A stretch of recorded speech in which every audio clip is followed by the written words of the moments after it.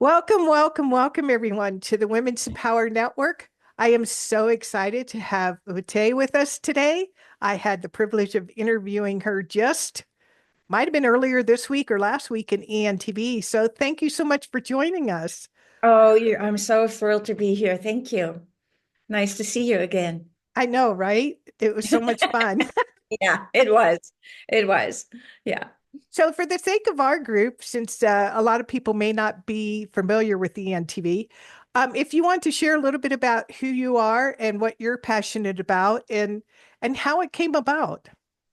All righty. So my name is Ute Luppertz. I live in Portland, Oregon, and I'm an animal communicator. I do rehab work for animals, mostly domesticated, and I'm a pet death doula. And so I'm very, very passionate about this work. And some of you might go like, a pet what? And this is like, so a pet death doula is a term that is a fairly new term. I might have been the one who coined it. I don't want to take credit, but it's very likely. When I started doing this back in 2017, the death doula part, but it is a very active support for the family and the animals that are terminally ill to support them navigating the journey of hospice and preparing for the end of life. And so a lot of people come to me because they want intuitive insights into the animal's inner life and they want to make the right choices and be inclusive and, and elevated to a different level. And that's where I work. And I also provide a lot of practical support. And how I came to this is a long and winding road. But the short version of it is that I had some very mystical cats who graced my life. And they were my teachers with holistic pet care. So I had to do nutrition because one of them was he was young at the time, but he had a lot of health issues. So I learned a lot about nutrition and herbal things that I could implement as a layperson. And then there are also practitioners here in my area that I can rely on or ask questions of. And I used to do energy work for people. It wasn't like a business, but I was known for this. And then when the animals came to me, people said, Ute, you have to do this with animals, the intuitive work slash what we call nowadays animal communication. And I was like, no, no, no, no, no, I cannot do this. And then the dog came into my life, right? So we have always the cat, or maybe two cats, or the dog.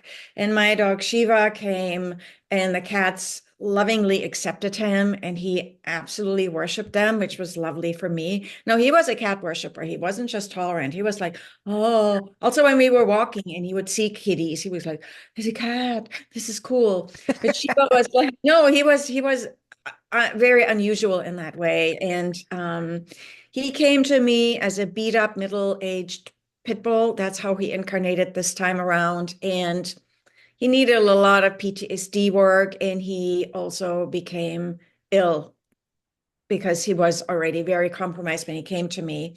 And the time of his terminal illness until his death was really the time when these channels opened up for me. And he was instrumental in that.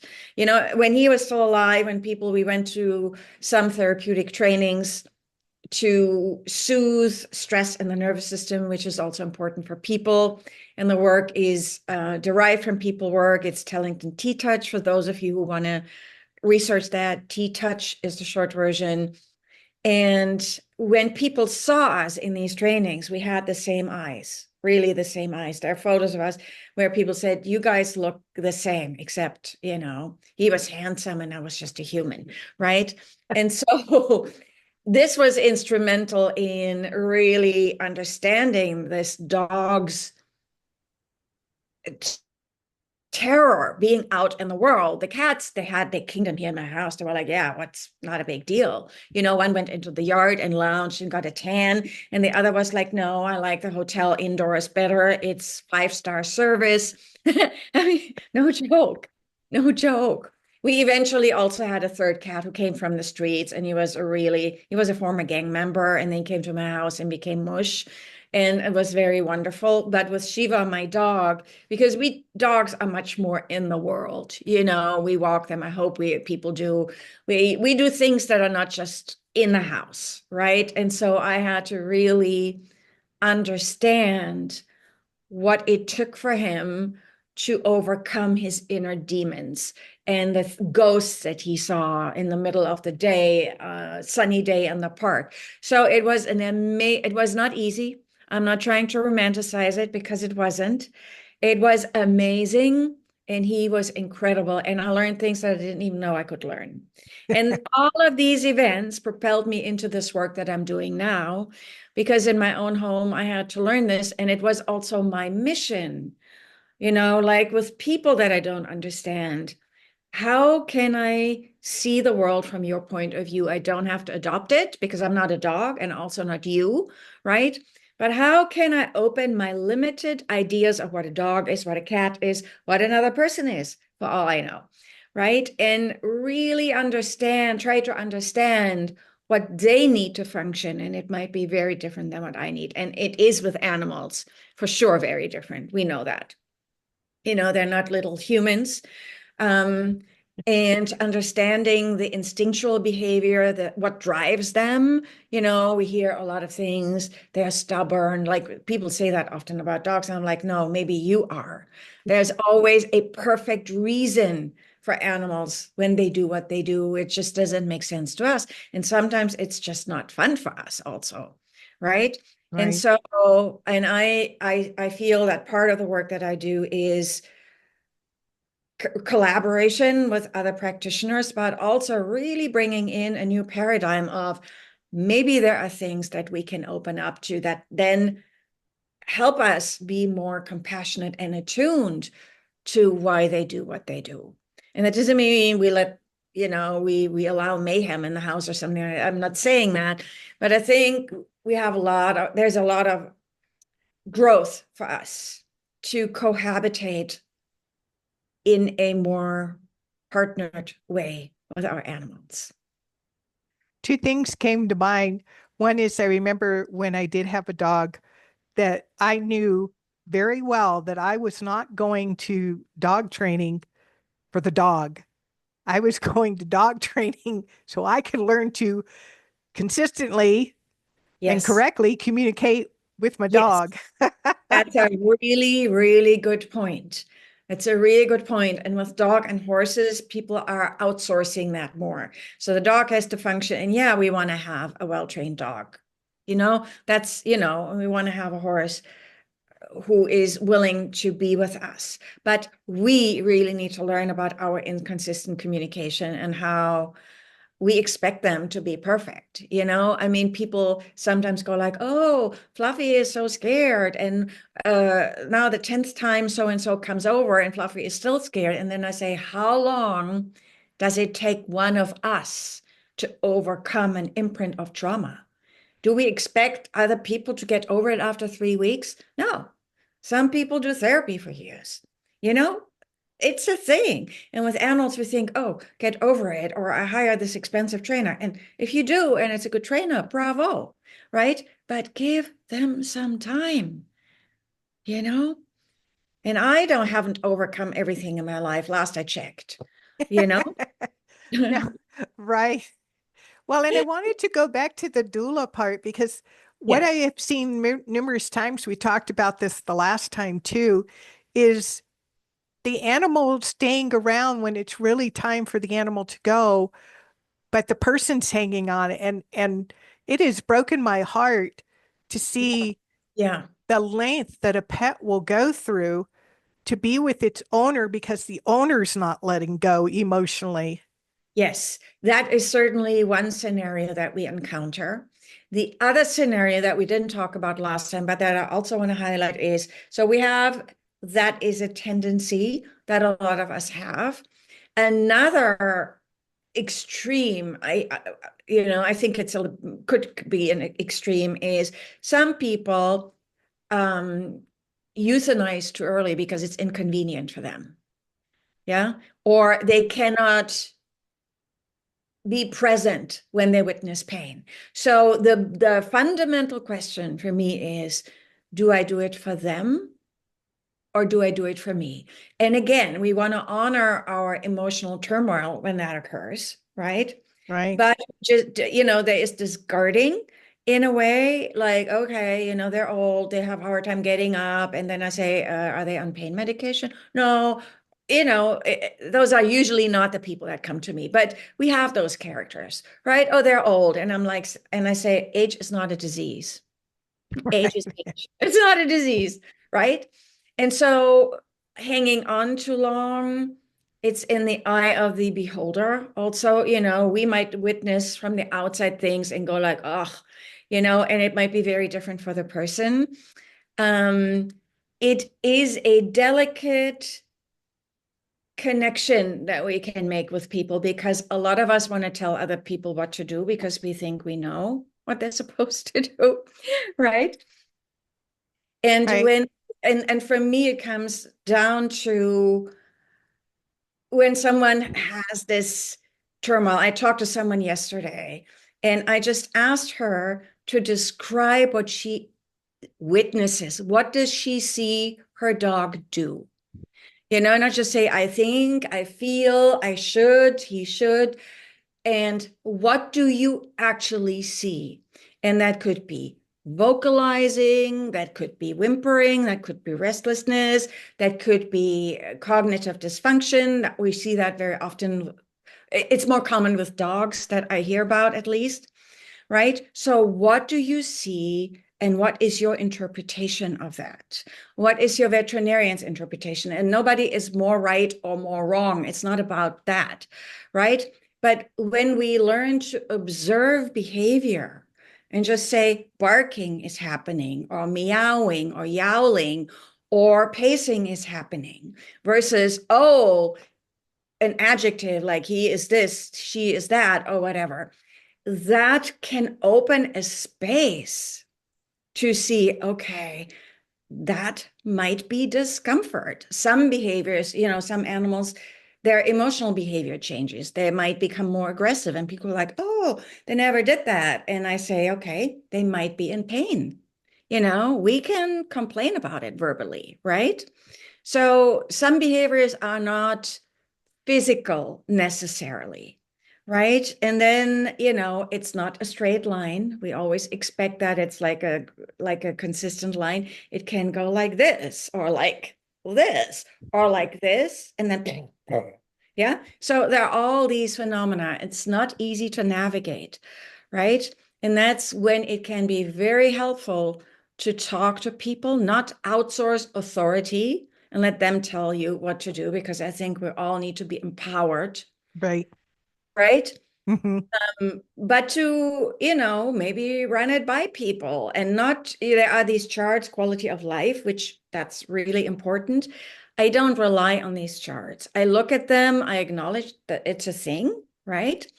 I rely on what I actually witness in my home and what is the frequency and how does it shift? Does it get more intense? Does it get less intense? I have a little dog with a lot of health issues. I have two dogs with a lot of health issues, and he had a really good week. A really, really good week. And then sometimes he has some really crappy days, so and we're just navigating that. And I'm grateful for every good day. And I see, is he still engaging? He is not in hospice, but is he engaging or is he just like a lump lying around, And he's sleeping a lot more, but when he's not, he's engaging. And I'm like, okay, cool. He's a little bit more in his own world because he's a little bit deaf, which is nice. He barks less. Good. Little dog, bark, big bark, right? And he's still engaging. He's best friends with my cat. So they are still engaging. I'm like, okay, the marriage is still going strong. Good. So it's not a black and white thing. No. It's not a black and white thing. Um, and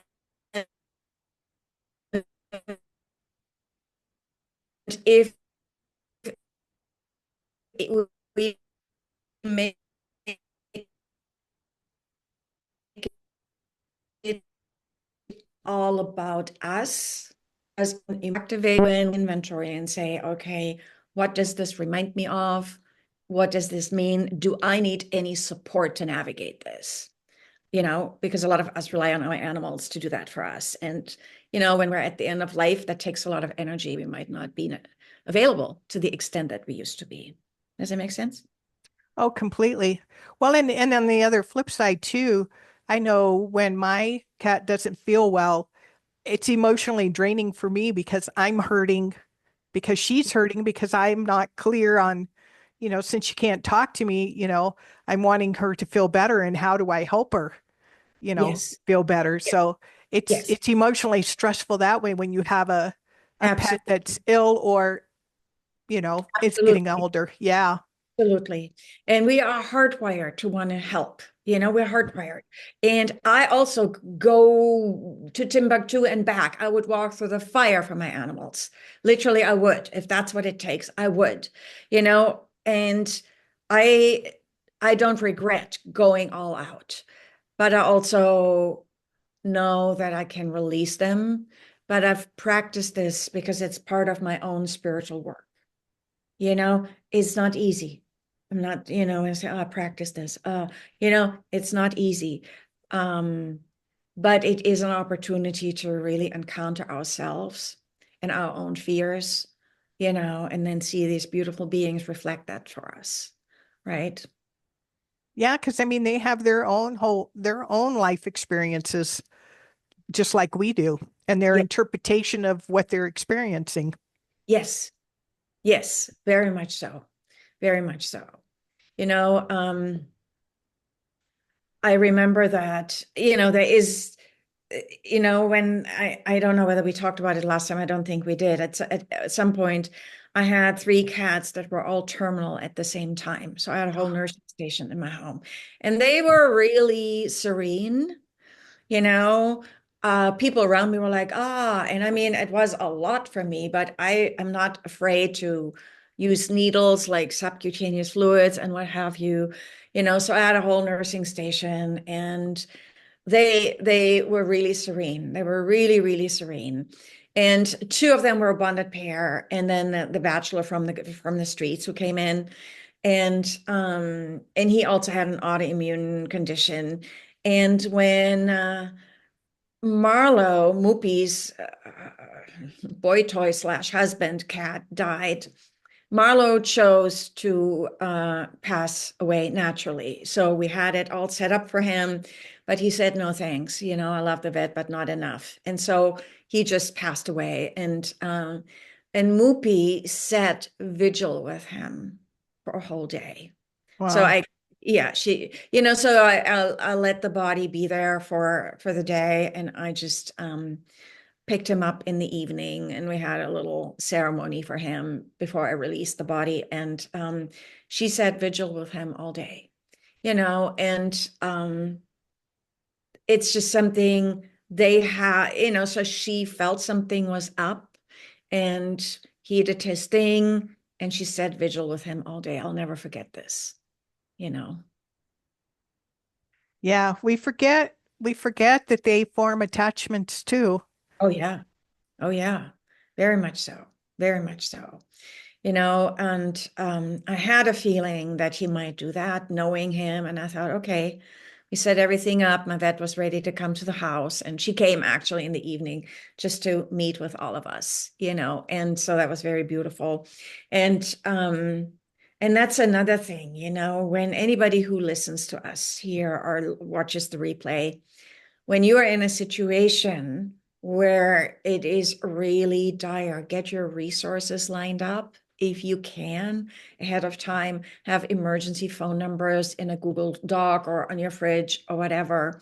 Don't wait when it's like, sometimes we don't have the time. Sometimes we don't, but have everything lined up. So if you can, but I highly recommend it when you are not in active hospice support yet. So when you get still some sleep, right? Have things lined up. See, what's the family situation like? which family members want to be there, or friends, and how can you make it peaceful? And what do you want to do with the body? Because, you can have burials for your animals, you can have cremations, you can have private cremations. There's so many things, right? Think about that ahead of time. It's not morbid. It just will save you so much stress, and again, sometimes we don't have the time. But if you do, I highly recommend you do your research and pricing and this and that before it gets really intense. And that then makes it easier to relax and be present with them and find and see, okay, what is happening when? And when you can't get a handle on your own emotions, have someone there to support you, you know, Yeah. have a school of friends who you can call, people want to help, talk to your spouse or whoever it is, whoever it is. Well, this is so amazing. So we talked about what you're passionate about and how it came about. We've talked about different experiences with the animals and different animals and things that we can do. If you would share with it, there's a gnat in front of my face.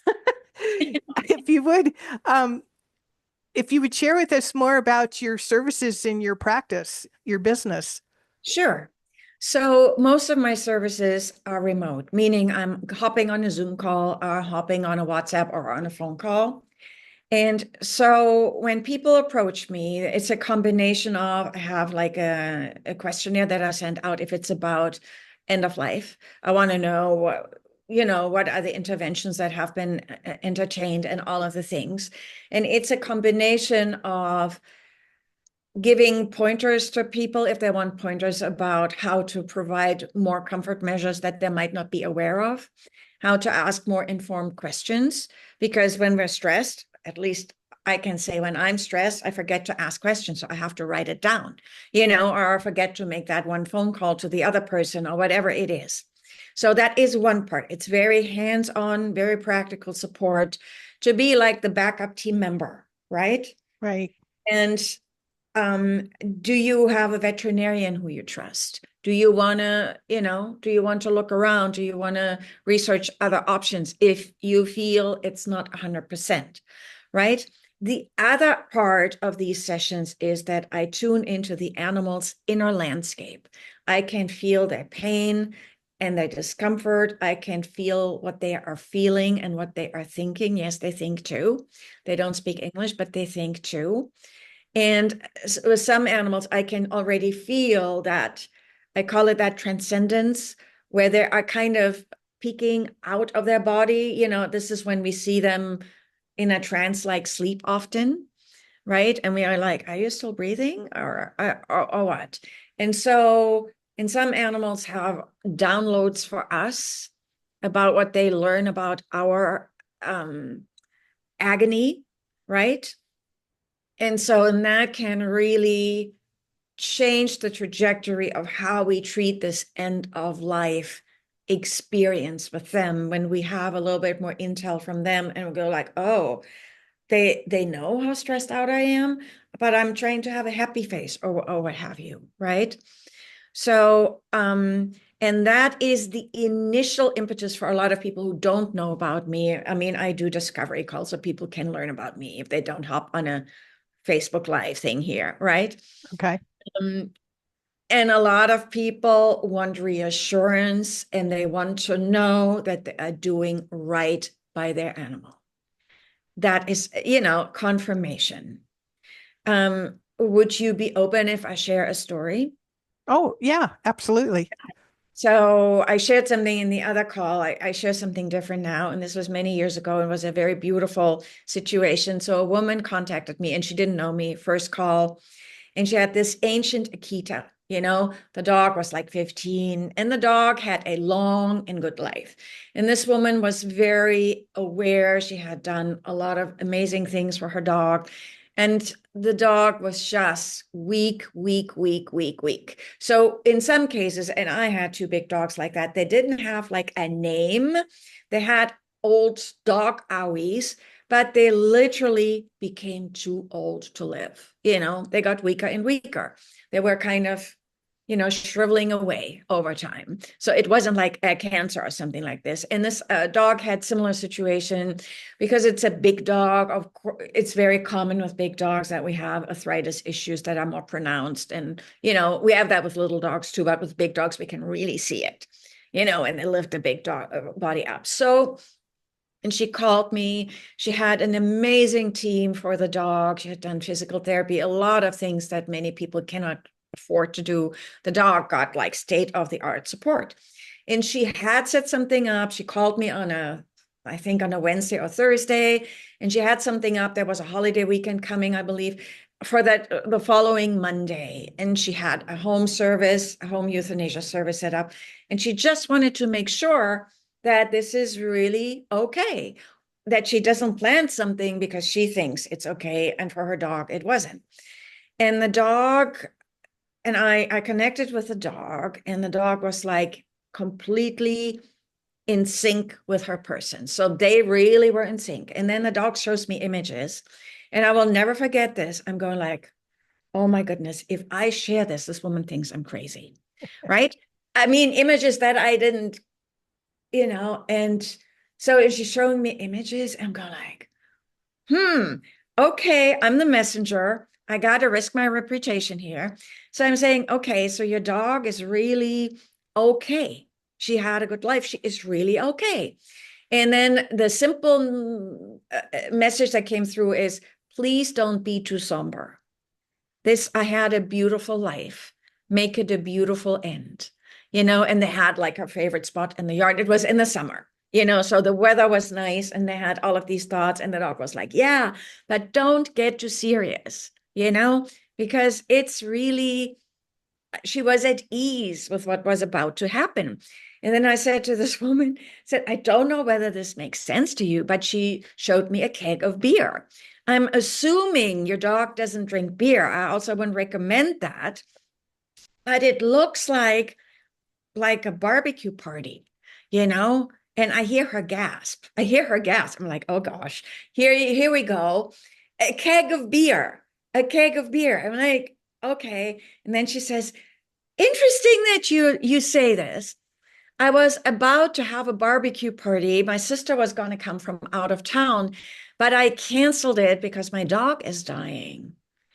And I hear the dog, and the dog is like, I want to have that party, and I want to have hot dogs, and I want to have spam. So this keg of beer was that she read her person's thought, right? And they were indeed planning for a party, but then she said, my dog is going to be euthanized and la, la, la. And for a lot of animals, a party would not be the right thing. Right. Absolutely not. I want to be really clear. In this case, she re-invited her sister and other family members. And, the dog had a really good diet, didn't live on hot dogs or spam. And so they had this last beautiful ceremony. And again, I want to repeat, a lot of animals don't need a lot of action because it hurts, right? In this case, the dog wanted a celebration. So they had this, and I'm in this thing where I see a keg of beer and we're like, oh, this woman thinks I'm crazy, right? And I'm like, yeah, it means something. We'll figure out what it means, right? And so it meant this party, that summer party that actually happened. And then she sent me a message later and a photo. So it was beautiful. The dog passed away peacefully. And then I get this photo from this woman with a paw print. A lot of people, when an animal gets euthanized, they can get a clay paw print, and a completely mutilated and chewed up can of spam, right? I mean, a piece of art. So her dog had gotten her last wish. And that is such a fantastic story for me because, I'm doing these readings. I think I'm pretty good in a lot of what I say, but talking about beer in an animal communication session, not that common. Right? Well, I was glad she knew what it meant.